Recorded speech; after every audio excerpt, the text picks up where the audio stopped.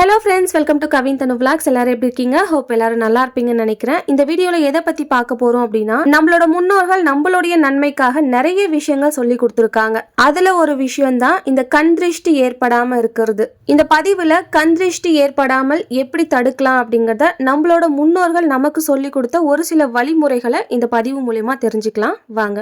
கல்லடி பட்டாலும் படலாம், இந்த கண்ணடி படக்கூடாது அப்படின்னு சொல்லுவாங்க. கண் திருஷ்டி விலகிறதுக்கும் கண் திருஷ்டி ஏற்படாமல் கண் திருஷ்டி நம்ம மேல படாம இருக்கிறதுக்கும் என்ன மாதிரி வழிமுறைகள் இருக்கு அப்படின்னா நிறைய வழிமுறைகள் இருக்கு. அதுல ரொம்ப முக்கியமான ஒரு சில வழிமுறைகள் இந்த பதிவு மூலியமா நான் சொல்றேன். வாங்க வீடியோக்குள்ள போகலாம். பொதுவா இந்த கண் திருஷ்டி படாம அதுல இருந்து விலகி இருக்கணும் அப்படின்னா நம்ம செய்ய வேண்டிய முதல் விஷயம் நெற்றியில திருநீரு அணிந்து கொள்வது. திருநீர் மட்டுமல்லாமல் சந்தனம், குங்குமம், மஞ்சள், திருமண் இது போன்ற தெய்வீக சம்பந்தப்பட்ட பொருட்கள் எல்லாம் நெற்றியில வச்சுக்கிட்டோம் அப்படின்னா கண் திருஷ்டி அப்படிங்கிறது அவங்களுக்கு ஏற்படாது. அதுல இருந்து விலகி இருக்கலாம். அதனாலதான் வெளியே கிளம்பும் போது நெத்தியில திலகம் இட்டுட்டு போவாங்க. திருநீரு, சந்தனம், மஞ்சள், குங்குமம், ஒரு சிலரெல்லாம் திருமண் பூசுற வழக்கம் இருக்கும். அந்த மாதிரி தெய்வீக சம்பந்தப்பட்ட பொருட்களை நெத்தியில திலகமா இட்டுக்கிட்டு வெளியே கிளம்புற பழக்கம் நம்மளுடைய முன்னோர்கள் சொல்லி கொடுத்தது. இதை தவிர்த்து ருத்ராட்சம், ஸ்படிகம், அதுக்கப்புறம் இந்த கருங்காலி மாலை இது போன்ற இறை ஆற்றல் நிறைந்த பொருட்கள் நம்மளோட உடலோடு இணைந்து இருக்கிறது அப்படிங்கிறது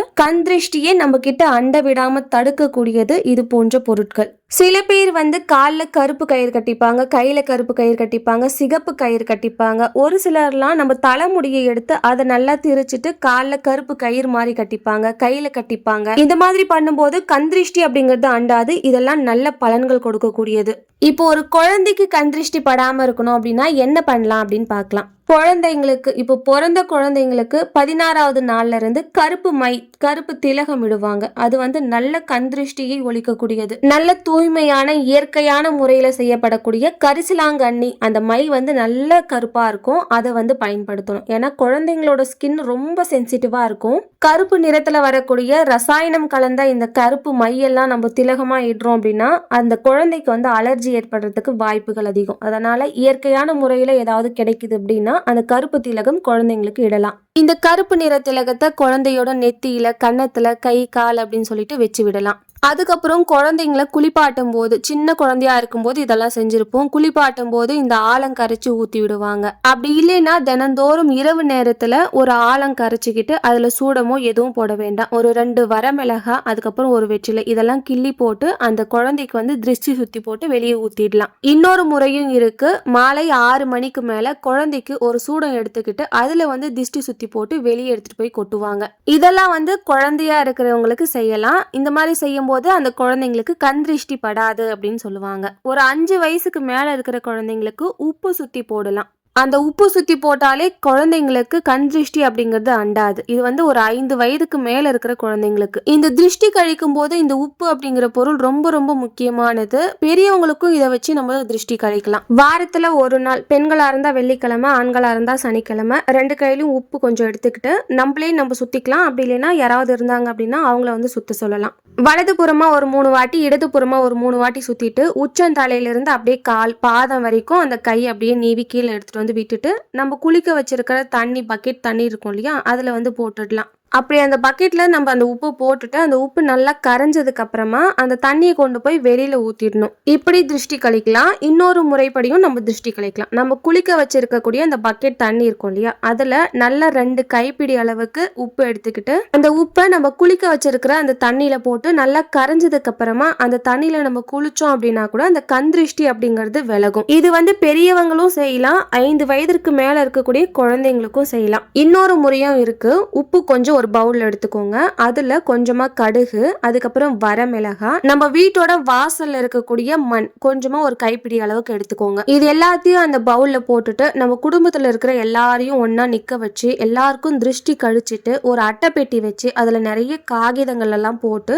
அதுல நம்ம சுத்தி வச்சிருக்க இந்த பொருட்கள் எல்லாத்தையும் கொட்டி அந்த அட்டை பெட்டியை கொண்டு போய் நம்ம வாசலுக்கு முன்னாடி வச்சு அதை அப்படியே எரிச்சு விட்டுடணும். இந்த மாதிரி பண்ணும்போது அந்த கடுகெல்லாம் நல்லா படபடப்படான்னு வெடியும். அந்த மிளகாயோடைய ஸ்மெல் ஸ்மெல்லே வராது, அந்த நெடியே வராது, இந்த உப்பு வெடிக்கிற சத்தமே வராது. இந்த மாதிரி எல்லாம் இருந்தா கிராமத்து சைட்ல இருக்கிற இந்த பாட்டிங்கெல்லாம் என்ன சொல்லுவாங்க அப்படின்னா, பாரு எவ்வளோ திஷ்டி இருக்கு அப்படின்ற மாதிரி சொல்லுவாங்க. இந்த மாதிரி செய்யறதெல்லாம் வெள்ளிக்கிழமைகள்ல, அதுவும் மாலை நேரத்துல செய்யறது ரொம்ப ரொம்ப சிறப்பு. இதெல்லாம் வீட்டுல இருக்கிறவங்களுக்கு வீடுகள்ல செய்யக்கூடிய பரிகாரங்கள். வீட்டுக்கு கண் திருஷ்டி படாம இருக்கிறதுக்கு இன்னும் நிறைய வழிமுறைகள் இருக்கு. அமாவாசை அன்னைக்கு இந்த திருஷ்டி பூசணிக்காய் அப்படின்னு சொல்லுவாங்க இல்லையா, அது வந்து உடைக்கலாம், லெமன் கட் பண்ணி போடலாம். திருஷ்டி பூசணிக்காய் அப்படின்னா வேற ஒன்றும் இல்ல, வெண் பூசணியை தான் திருஷ்டி பூசணிக்காய் அப்படின்னு வில்லேஜ் சைடெல்லாம் சொல்லுவாங்க. அதுக்கப்புறம் நம்ம வீட்டுக்குள்ள நுழையும் போது அந்த நுழையக்கூடிய இடம் இருக்கும் இல்லையா, அந்த இடத்துல நிலை கண்ணாடி அப்படின்னு சொல்லப்படுற கண்ணாடி வைக்கலாம். விநாயக பெருமானுடைய திருவுருவ படங்கள் வைக்கலாம். இப்பெல்லாம் கண் திருஷ்டி விநாயகர் அப்படின்னு சொல்லிட்டு நிறைய படங்கள் வருது, அதெல்லாம் வாங்கி வைக்கலாம். அதுக்கப்புறம் திருஷ்டி பொம்மை அப்படின்னு சொல்லிட்டு உருவ படமா வருது, அதுக்கப்புறம் அதுலயே வந்து தகடு மாதிரி வரும், அதெல்லாம் கூட வாங்கி கட்டி வைக்கலாம். இதெல்லாம் வீட்டுக்கு கண் திருஷ்டி படாம இருக்கிறதுக்கு செய்யக்கூடியது. இன்னொரு விஷயமும் பண்ணலாம், உருளி வைக்கிறது. இப்போ வீட்டுக்குள்ள நுழையிற இடம் இருக்கும் இல்லையா, அந்த நிலைவாசல்ல உருளி வச்சு அழகா அலங்காரம் பண்றது. உருளியில நல்ல தழும்ப சுத்தமான தண்ணி எடுத்துக்கிட்டு அதுல வாசனை திரவியங்கள் எல்லாம் ஆட் பண்ணி நல்ல பூவால அழகா அலங்காரம் பண்றது.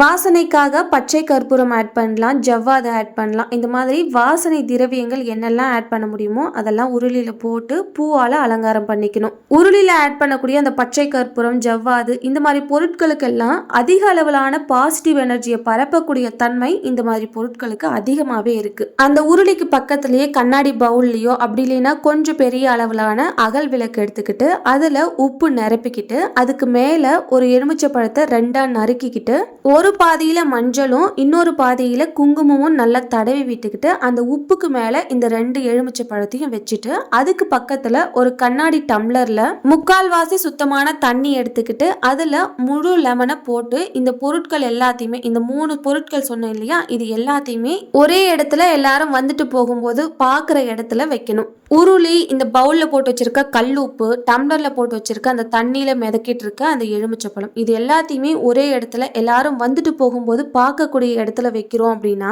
கண்டிப்பா அந்த வீட்டுக்கும் சரி அந்த வீட்டுல இருக்கிறவங்களுக்கும் சரி கண் திருஷ்டி அப்படிங்கிறது படவே படாது. திருஷ்டியால வீட்டுல எப்பவுமே பிரச்சனையாவே இருக்கு, சின்ன சின்ன ஆக்சிடென்ட் அடிக்கடி நடந்துட்டே இருக்கு அப்படின்னா வெண்கடுகு மூலியமா இந்த திருஷ்டியை போக்கலாம். அது எப்படி அப்படிங்கறத சொல்றேன். என்னன்னே கண்டுபிடிக்க முடியல, ரொம்ப திருஷ்டியா இருக்கு அப்படின்னு சொல்லி இதை நினைச்சு ஃபீல் பண்றவங்க எல்லாம் இந்த பரிகாரத்தை செய்யலாம்.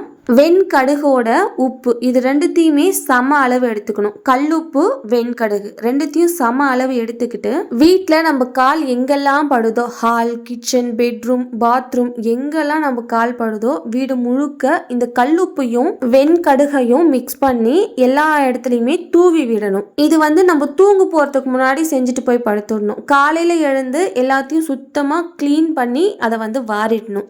இது வந்து தொடர்ந்து 3 நாட்கள் செய்யணும். இந்த வெண்கடுகையும் உப்பையும் இரவு நேரத்துல தூவி விட்டுட்டு காலையில எழுந்து எல்லாத்தையும் சுத்தமா பெருக்கி வாரிடணும். எவ்வளோ பெரிய துன்பம் இந்த திருஷ்டியால வந்தாலும் இந்த பரிகாரம் செய்யறது மூலியமா அது கண்டிப்பா விலகிடும். வெண்கடுகு அப்படின்னாலே அதிக பலனை கொடுக்கக்கூடியது, அது உப்போட சேரும் போது அதீத பலனை கொடுக்கக்கூடியது. இந்த பரிகாரத்துக்கு கல்லுப்பு தான் பயன்படுத்தணும், தூள் உப்பு பயன்படுத்தக்கூடாது.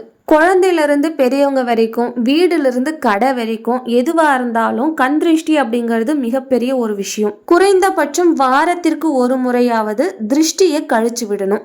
இப்படி செஞ்சுட்டு வரோம் அப்படின்னா வீட்டில் இருக்கிறவங்களுக்கும் அந்த வீட்டுக்கும் எந்த ஒரு கெடுதலும் அண்டாது. ஒரு மனுஷனுக்கு கண் திருஷ்டி அப்படிங்கிறது ரொம்ப ரொம்ப பொல்லாதது, அது ஆரோக்கியத்தையே உருக்கி விட்டுடும். அதனால இந்த மாதிரி ஏதாவது பரிகாரங்கள் செஞ்சு அந்த கண் திருஷ்டியை போக்கி எப்போதுமே ஆரோக்கியம் நிறைந்த மனிதராக வாழ பழகிக்கணும். இந்த வீடியோல கண் திருஷ்டி பத்தி நிறைய விஷயங்கள் நான் உங்க கூட ஷேர் பண்ணியிருக்கேன். இந்த வீடியோ உங்களுக்கு யூஸ்ஃபுல்லா இருந்திருக்கும்னு நினைக்கிறேன். இந்த வீடியோ பிடிச்சிருந்தா லைக் அண்ட் ஷேர் பண்ணிட்டு நம்ம சேனலை சப்ஸ்கிரைப் பண்ணி வச்சுக்கோங்க. கவின் தனு விளாக்ஸ்க்கு சப்போர்ட் பண்ணுங்க. நெக்ஸ்ட் ஒரு இன்ட்ரெஸ்டிங்கான விளாக்ல பார்க்கலாம். Bye from Thulasi.